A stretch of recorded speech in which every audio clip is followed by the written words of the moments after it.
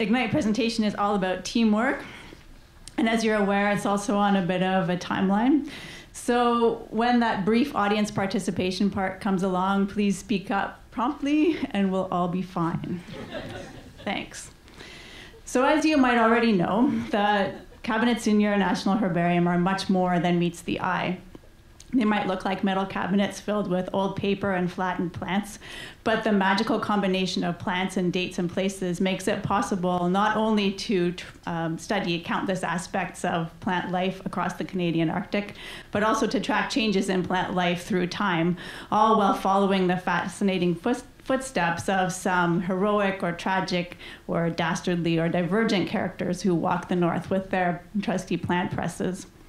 Electronic databases should put all of that vast resource at our fingertips, but 1.25 million database records is a huge dragon of a job. We want to help everybody who could benefit from the herbarium, but that can't happen if anyone who wants to know what's in our cabinets has to come over and look for themselves. Now, with game-changing support from the Sitka Foundation, with game-changing support from the Sitka Foundation, over 90,000 herbarium sheets and 15,000 lichen packets from the Northwest Territories, Nunavut, and the Yukon have been digitized so far and put online for everyone to see.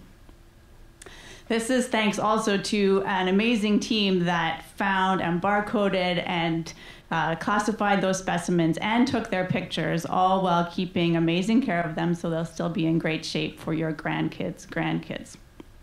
Please see me or Cassie over there at the end of the presentations if you're interested in receiving a card that will connect you to our growing online inventory 24/7 from anywhere in the world. When you do visit, though, please be aware of a few remaining dragons. For tens of thousands of images so far, you still need to open them to find out where the specimen was collected and when and by whom.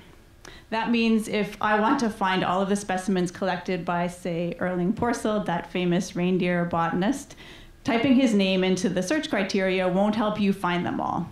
And it won't until somebody reads all those labels and types in the information for everybody else to use.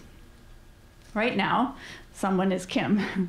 And to be clear, Kim is amazing, but there's a limit to how much one person can type in a lifetime.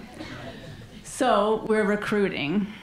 You might already be familiar with online platforms designed for the many hands of citizen scientists to make lighter work of everything from counting mitochondria to discovering new stars, and now to becoming part of the Canadian Museum of Nature's Arctic Botany team.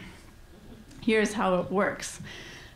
Citizen scientists, that is anyone who's interested in museums or plants or history or typing practice or just wringing order from chaos, visits in English or French the online base camp of Expédition Arctic Botany on the Zooniverse platform.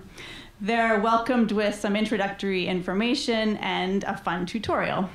In a nutshell, expeditioners are invited to look carefully at every image of a specimen sheet and find 3 critical pieces of information: the collector's names, the collection number, and the date of collection. Having found those pieces of information, they're then guided through the process of transcribing it by typing it in a very standard way.